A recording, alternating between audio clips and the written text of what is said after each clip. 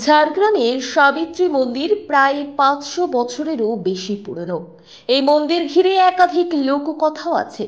আর 5টা পুজো থেকে মা দুর্গার পুজো এখানে অনেকটাই আলাদা। শাক্ত মতে পুজো হয় এখানে, বলির প্রচলনও আছে। সাবিত্রী মন্দির সৃষ্টির লোককথা হলো, আজ থেকে প্রায় 400 বছর আগে ঘন জঙ্গল ছিল এই সমস্ত এলাকায়। রাজস্থান থেকে শিকারের উদ্দেশ্যে বেরিয়ে রাজা মান সিং এখানে এসে পড়েন।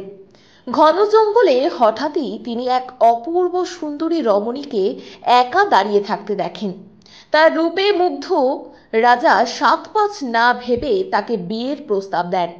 রাজার কথা শুনে দেবী শর্ত রাখেন, রাজা সামনে পথ দেখিয়ে তাকে নিয়ে যাবেন, পেছনে সে তাকানো যাবে না, কোনো অবস্থাতেই পেছন ঘুরে তাকানো চলবে না, তাহলে তিনি অদৃশ্য হয়ে যাবেন।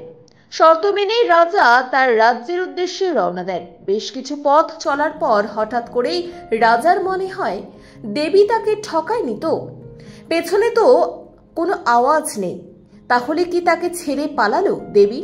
কিন্তু পেছনে তাকালে সত্যি দেবী যদি হারিয়ে যান, এসব ভাবতে ভাবতে পেছন ফিরে তাকিয়ে ফেলেন রাজা মানসিং। সাথে সাথেই ঘটে এক অদ্ভুত ঘটনা। তিনি দেখেন সুন্দরী রমণী আস্তে আস্তে প্রবেশ করছেন মাটির নিচে। তা দেখে রাজা ছুটে আসেন। কথা রাখতে না পারার জন্য করুণ পরিণত হয়। সে সময় রাজা ওই রমণীর মাথার চুল টেনে তোলার চেষ্টা করেন। ব্যর্থ হন রাজা। তার হাতের মুঠোয় ওই রমণীর এক গোছা চুল থেকে যায়। সেই দিন রাতেই রাজা স্বপ্নাদেশ পান। মা সাবিত্রী ওই স্থানে মন্দির গড়ে তার পুজোর নির্দেশ দেন। সেই থেকে মা সাবিত্রীর চুলকে পুজো করা হয় এখানে। মায়ের তাই এখানে শুধু মুখের অংশটুকুই দেখা যায়। সাবিত্রী দেবীর নিত্য পুজো হয় এখানে। মা সাবিত্রীরই আরেক রূপ যেহেতু দেবী দুর্গা, তাই দুর্গা পুজোর দিনগুলো এখানে ধুমধাম করে পুজো হয়। তবে সেটাও বৈচিত্র্যপূর্ণ। এখানে মূর্তি পুজোর কোনো প্রচলন নেই, পটে পুজো হয় এখানে।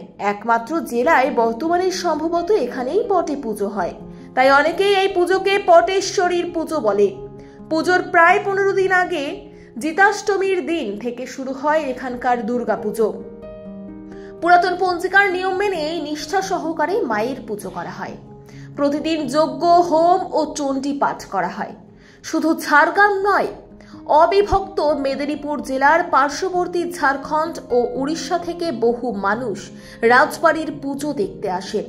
সাবিত্রী মন্দিরে প্রতিদিন নিত্য পুজো হয়। প্রতিদিন বহু মানুষ ওই মন্দিরে পুজো দিতে আসেন এবং ভক্তিভরে মায়ের কাছে প্রার্থনা করেন।